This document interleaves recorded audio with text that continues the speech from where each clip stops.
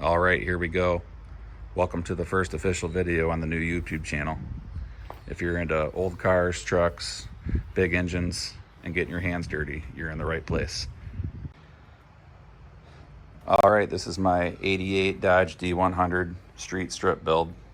And after a lot of long nights, the engine is finally back where it belongs. It's got a 493 forged bottom end. I built it here in the garage.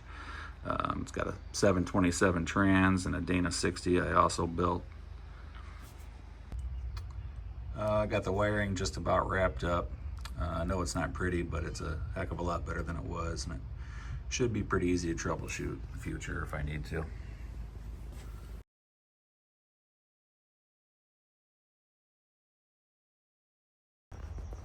Next step is to just finish up the fuel system, get it fired up for the first time, hit the street and the track. I'll bring you guys along for the ride when we do it. I'll be dropping videos on this project, past builds, whatever else rolls into the shop. No show cars here, but if that's what you're into, come hang out, like, subscribe. See you soon.